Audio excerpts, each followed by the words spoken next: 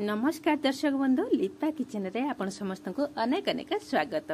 आज मु आपण सहित शेयर करी पानी कखारू रेसिपी। ये स्वाद बहुत सुंदर रहिबो। आपण थाली जगह दुई थाली भात खाइबे यार स्वाद एते सुंदर रहिबो। मुठी कखारू को काटिकी गुट्टे फाळ नै आसीची आ गुट्टे फाळ को मु रखी देची काहेकि ना ए गुट्टे फाळ ही मोर बनैबार अछि।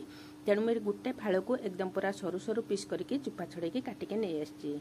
आमे कखारू को काटी साइला पर गुटे मसला प्रथमे ऐड करबा। मसला पई मु एठी नेची 10-12 कुला रसुण आ ता सहित आधा इंच रो अदा गोटे चामच होची छोटा चामच होची कला सोरिष आ सेम परिमाण रे मु जीरा नेची ता सहित गुटे लंका देची। आपण एठी लंका माने राग आपण को हिसाब रे कम बेसी करि परिबे। आ ता सहित टिके पानी दे देबा आ मसला को एकदम पूरा फाइन करके बाटी के नि आसीबा। जदि रेसिपीटी आपन को भल लागे लाइक शेयर सब्सक्राइब करने को जमार भूलें। फेसबुक पेज देखते फॉलो करेंगे। एठी मु कखारू को धोई नथिली तेणु आमे प्रथमे कखारूटा को पानी रे भलकी धोई नबा। धोईकी गोटे पात्र को आमे ताको होची छाणी नबा। एपटे गोटे करेई बसे नहीं कि किछि तेल दे दबा। एई रेसिपी ना सोरिष तेल रे बनेबे स्वाद बहुत बढ़िया रहिबो। आ गोटे चामच दे दबा पंच फुटण आ किछि दे दबा भुसुंगा पत्र आ बाटी आनी थिबा मसला को दे दबा। आ मसला को दे देकी टिके पानी दे देकी मीडियम फ्लेम करके आमे मसलाटा को किछि समय पर्यंत कसिबा। आ कसिबा भितरे ता भितरे ऐड करबा आमे लूण आ लूण हळदी देकी आमे होची कसी नबा। आउ टिके कलर मध्य पळि आसीबो आ बहुत बढ़िया रहिबो। देखंतु एठी मसला को जेहेतु सोरिष मसला ना बेसी समय हमर कसिबार नाही माने केवल गुटे मिनिट 2 मिनिट पाखापाखि आमे कसिले मसला हमर ठीक कसी होइबा। टिके माने कंचापण थिबो सेही टाइम रे आमे कोन करबा ना काटी रखितबा कखारू को ता भितरे होची ऐड करनबा। देखंतु मेठी सब कखारू को ऐड करनेची आ मसला सहित मिसै नउची।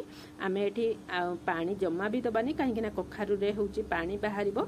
तेणु ए कखारू पानीटा को आमे मसला सहित एकदम पूरा कसी कसी मारी दबा।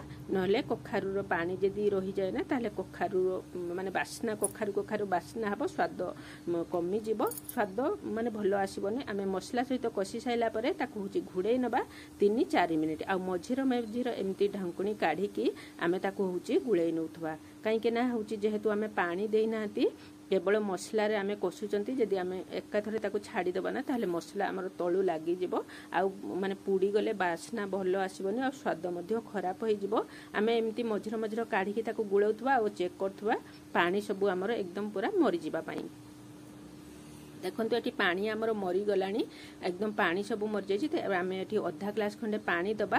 पानी देकी आमे ताकू होची पानीटा को गुटे मिनिट भलिया छाड़ दबा ताकू से परिबा सहित फुटीबा पई। देखंतु एठी गुटे मिनिट परे मु आपन को देखौची आ ये हमर फुटी गलानी जे एठी कमिना होची कखारू एकदम हमर सिजी गलानी। एई स्टेप रे आमे कोन करिबा ना देई दबा एठी आमे गुटे लेंबुर रस कहीं कखारू को आम चटपटा बनइबार अच्छी गोटे लेंबू रस आम ये ऐड करनबा। जदि आपन पाखरे लेंबू नाही ताले तेंतुली खटा मध्य देई परिबे। आपन जेति खटा पसंद करंती ना सेही अनुसार आपन एठी खटा ऐड करिवे। नहले गुटे फाळ आंबुल को मध्य ऐड करि परिबे।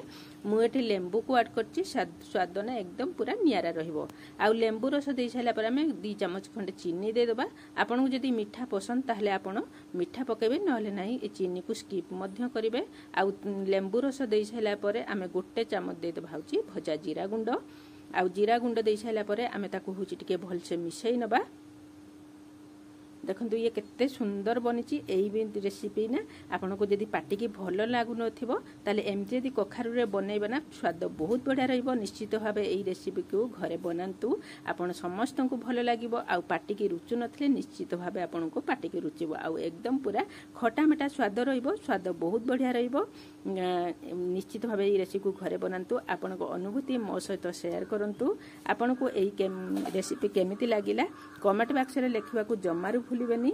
आ मोर सब वीडियो देखिया पई पाखरे थिबा बेल आइकन को दबांतु। आ तार नोटिफिकेशन सर्वप्रथमे आपण पाई परिबे।